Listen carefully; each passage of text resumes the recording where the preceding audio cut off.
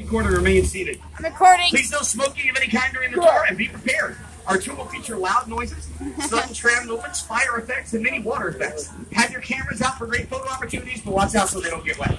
Oh, and no selfie sticks either. Put those away. Now, as we head down the hill, we're heading into Universal City. Universal City. We're our own city, everybody. We're not Los Angeles, Hollywood. And when Carl Lindley founded Universal City, he called it the strangest city in the world. Take a look at your screen. These are pictures from opening day. He opened up the gates here in 1915. That's 106 years of movie making right here.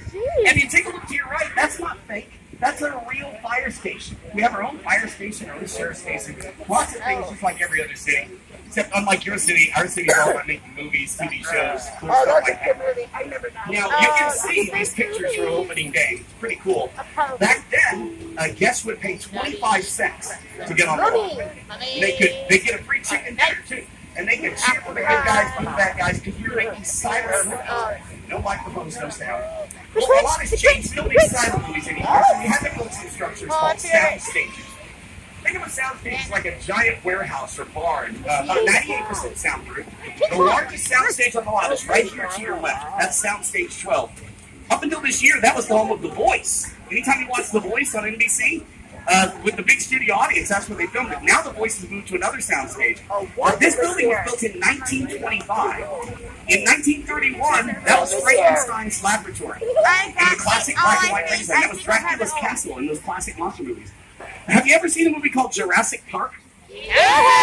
Cool. Okay, we're going to get along great. One of my favorite movies of all time. The Visitor Center for Jurassic Park was also built inside Soundstage 12.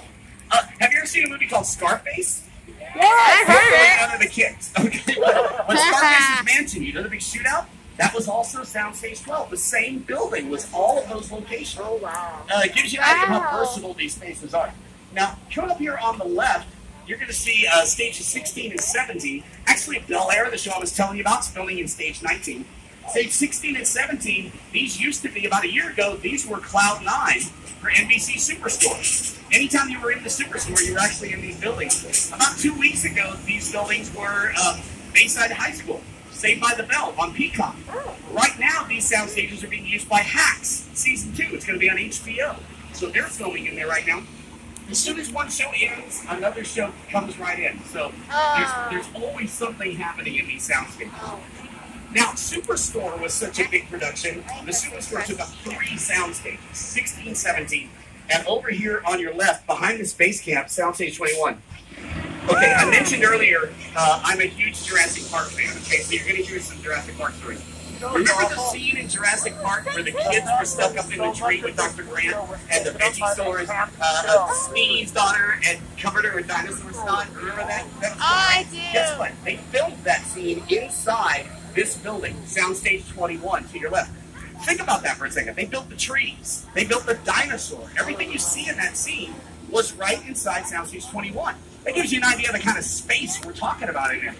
Oh, speaking of space, Soundstage 21 was also NASA's Mission Control Center in the movie Apollo 13. Oh, nice. So that gives you an example of how versatile the spaces are. Think of them as like a blank canvas, big empty space. Talented carpenters, set designers, set decorators can turn these spaces into whatever a director needs. Now, coming up on your right, while we're on the front lot, I'm just going to show you some of these buildings, tell you some of the history of them. We're going to get to the back lot in a little bit. That's where all the fun happens. But over here to your right, this is an area called Sitcom Row. It got that nickname because some of your favorite sitcoms of all time are filmed right here. Different Strokes, Who's the Boss, Silver Spoons, The Jeffersons, classic sitcoms filmed in these buildings to your right. A lot of those were filmed in front of a live studio audience. But one of my favorite comedies of the last 10 years didn't have a studio audience. It was called The Good Place. Any fans of The Good Place out there? Kristen Bell, Ted Danson? Oh, if you haven't watched it, stream all for it. It's an amazing show. Right here to your right, that was where they filmed the interiors for The Good Place, like Michael's office. Yeah, Ted Danson's office was in there, but guess what it is now? Right now it's being used by Mr. Mayor. Ted Danson's new show is filming in the same spaces that they actually used to do The Good Place in. So that's kind of fun. I got him on video. You got a new job. Now, over here on your left-hand side, you see these small little buildings. They're called bungalows. Now, here's a little history. Back in the golden age of Hollywood, big stars used to be put under contract with the studio. It means they could only make movies for that studio. And if they were a big star, Universal would give them a bungalow to be their home away from home. Rock Hudson, Doris Day, Lucille Ball, Paul Newman, all had these bungalows. But now these are used as production offices for writers, directors, producers. Right there to your left, that's Dwayne Johnson's production company. Any fans of Dwayne Johnson?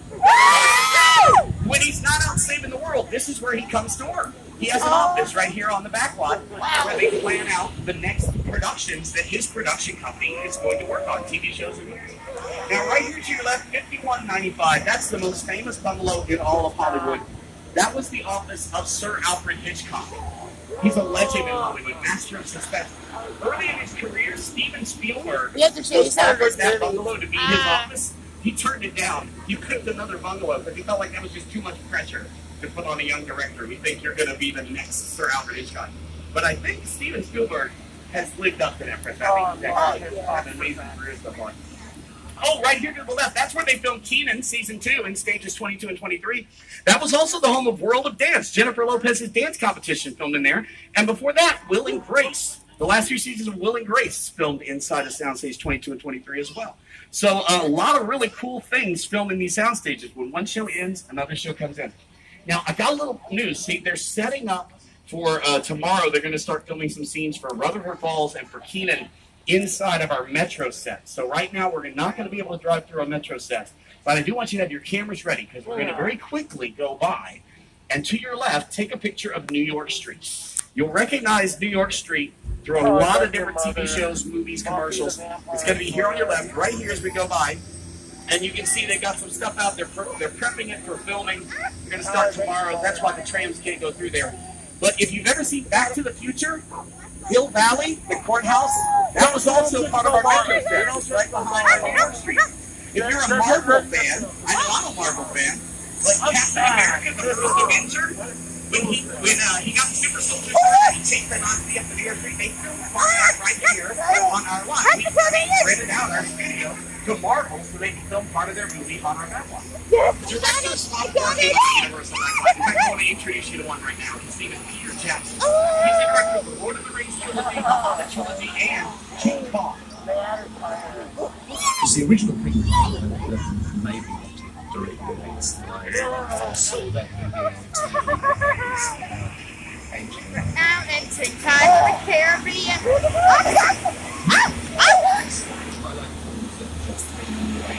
Okay,